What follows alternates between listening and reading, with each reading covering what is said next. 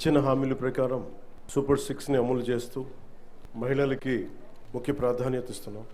రాష్ట్రంలో తల్లికి వందనం పథకం ద్వారా ఈ ఏడాది 67.27 లక్షల తల్లులకి మాతృమూర్తులకి 8,745 కోట్లు వారి అకౌంట్స్లో జమ చేశాం.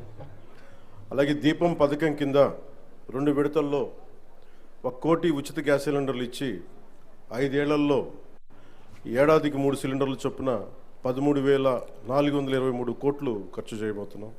ఈ రోజు నుండి స్త్రీ శక్తి పథకం ద్వారా ఆర్టీసీ బస్సుల్లో మహిళలకి ఉచిత ప్రయాణాన్ని ప్రారంభిస్తున్నాం. పంచాయతీరాజ్ బాధ్యతలు స్వీకరించిన వెంటనే జాతీయ పండుగల నిధులను మైనర్ పంచాయతీలకి 100 నుంచి 10,000కి, మేజర్ పంచాయతీలకి 250 నుంచి 25,000కు పెంచి సర్పంచుల ఆత్మగౌరవాన్ని కాపాడాం. గ్రామ స్వరాజ్య సాధన లక్ష్యంలో భాగంగా ఒకే రోజు 13,326 గ్రామ పంచాయతీల్లో గ్రామ సభలు నిర్వహించి ప్రపంచ రికార్డు సాధించాం.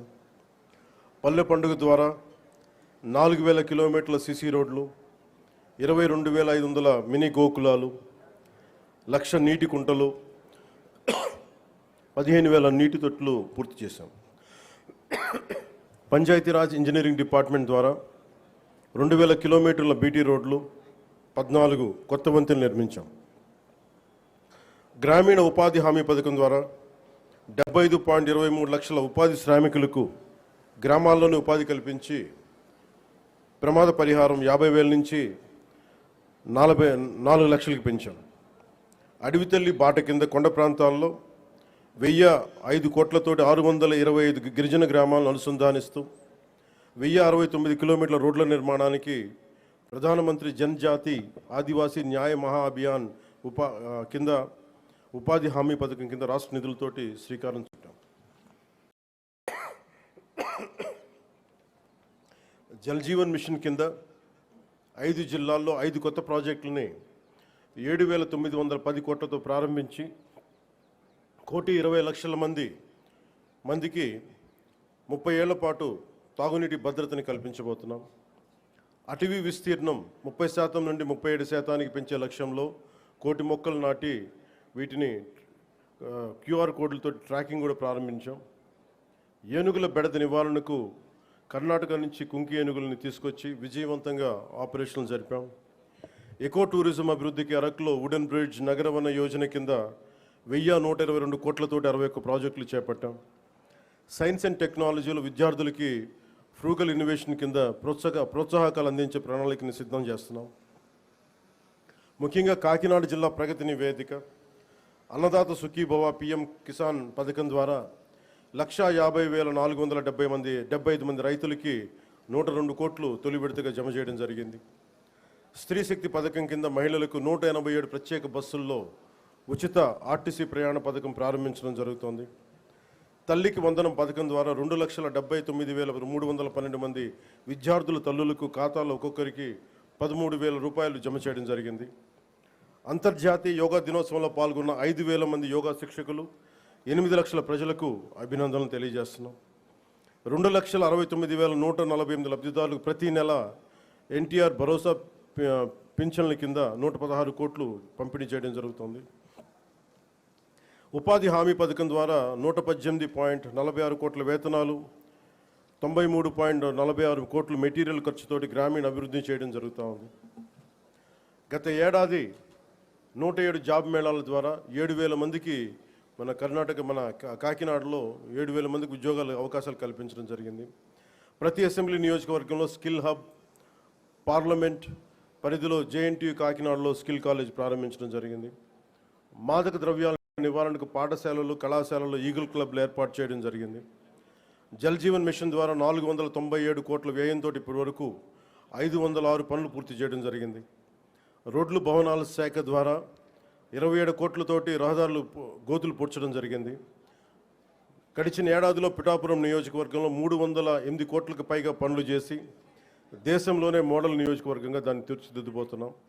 వచ్చే 4 ఏళ్లలో మరింత ప్రగతికి కట్టుబడి ఉన్నామని మీ అందరికీ తెలియజేసుకుంటా ఉన్నాం. ఇంత అభివృద్ధిని మనం సాధించగలిగామంటే ప్రతిసారి కొన్ని చీకటి రోజులు వస్తాయి ప్రతి ఒక్కరికి. మన రాష్ట్రంలో 2019 నుంచి 2024 వరకు ఒక డార్క్ డేస్. బ్రిటిష్ వాళ్ళు ఎలా పరిపాలించారో, బ్రిటిష్ వాళ్ళు దేశాన్ని ఎలా కబంధ హస్తాల్లో పెట్టుకున్నారో, మన రాష్ట్రం కూడా అలాంటి కబంధ హస్తాలు పెట్టుకున్నప్పుడు స్వాతంత్ర సమరయోధుల స్ఫూర్తితోటి ఒకటే ఎదుర్కొన్నాం. బ్రిటిష్ వాళ్ళు నేర్పించి వెళ్ళిపోయింది మనకి డివైడ్ అండ్ రూల్, మనల్ని విభజించండి పాలించండి అని. కానీ ఎలా మన కూటమి ప్రభుత్వం మన స్వాతంత్ర సమరయోధుల స్ఫూర్తితోటి యునైటెడ్ అండ్ రూల్, కలిసి ఉందాం, కలిసి పాలన చేద్దాం, ఇదే కూటమి ప్రభుత్వం తాలూకు ముఖ్య ఉద్దేశం. ఈ స్ఫూర్తిని మేము స్వాతంత్ర సమరయోధుల పోరాట స్ఫూర్తిని నుంచి మేము తీసుకున్నది.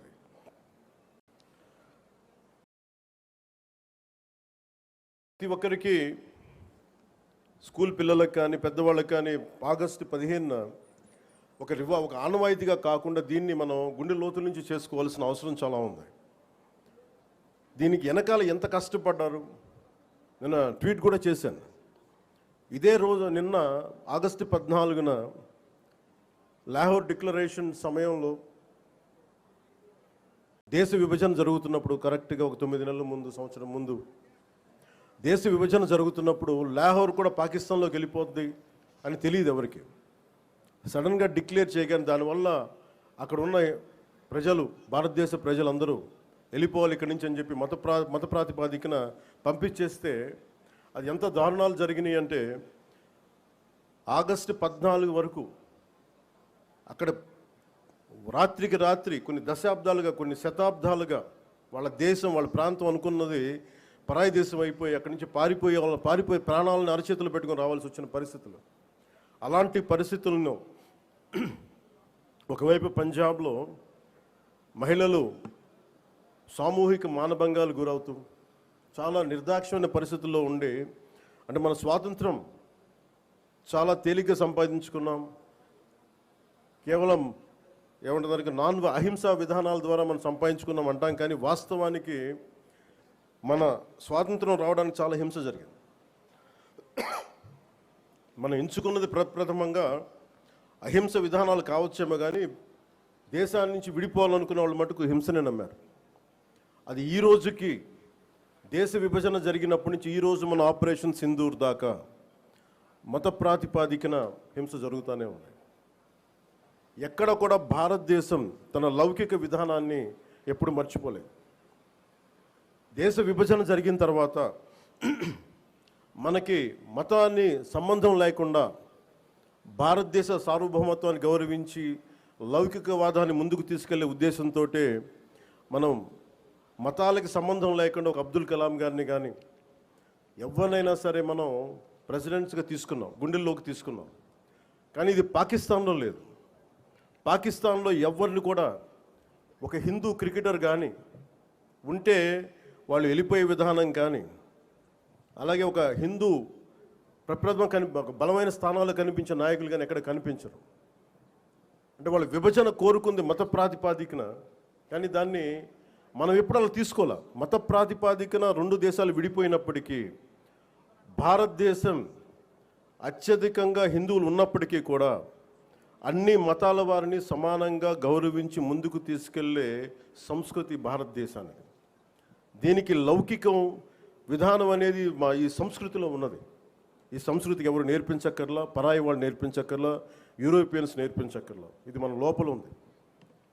ఈ స్ఫూర్తిని మనందరం ముందుకు తీసుకెళ్ళాలి.